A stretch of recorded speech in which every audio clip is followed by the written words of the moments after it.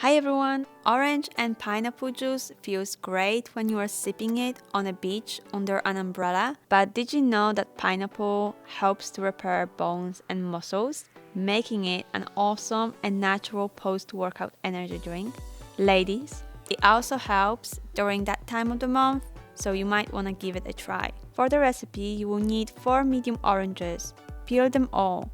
The trick to peel them quickly is to grab the skin with all of your 3 middle fingers, so the area that is peeled is larger. Then, just cut the endings. You can also cut the peel off with your knife. If you decide to go that route, just make sure that you leave as much of the white skin as possible because majority of the nutrients are on the skin or just under it. And then I'm just cutting it into slices so that it's easier for the juicer to do its magic. Then we will need half of a pineapple. I'm a bit ill, so I will add some more, but you don't want to add too much pineapple because the juice will get very thick. A really good way of knowing if the pineapple is ready is trying to take out one of the top leaves. If it pops out, that means the pineapple is ready. How cool is that? A lot of people are peeling the pineapple before cutting off the top and bottom. In my opinion, cutting those endings first and cutting the pineapple to smaller pieces makes it easier to peel it very closely to the edge where all of the nutrients are.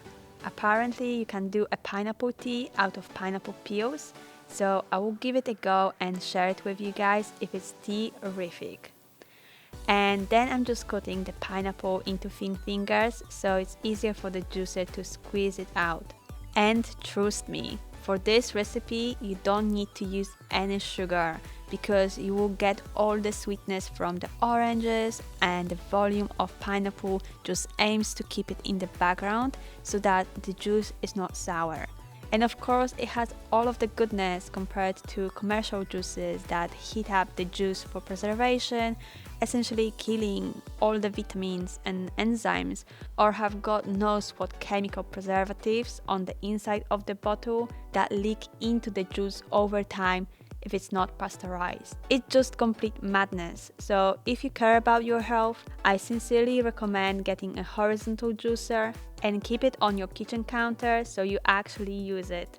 For the leftover pineapple and orange bits, you can easily add them to smoothies as they are, or freeze them later and use them in smoothies later. And I almost forgot about the ginger. I'm adding just over 1 centimeter. Feel free to add more ginger if you wish, but make sure to do it in stages, as when ginger is juiced, it's stronger than when it's infused, so it can very easily overpower the oranges and pineapples.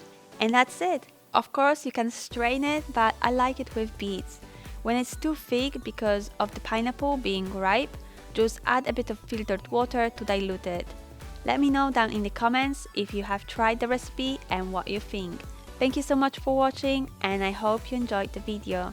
And if you did, make sure to hit the like button and subscribe for more Mugelicious recipes. If you're a coffee lover, you might want to check out my Amazon merch with the cutest designs ever. The link is in the description box below. Have a terrific day and see you next Thursday day.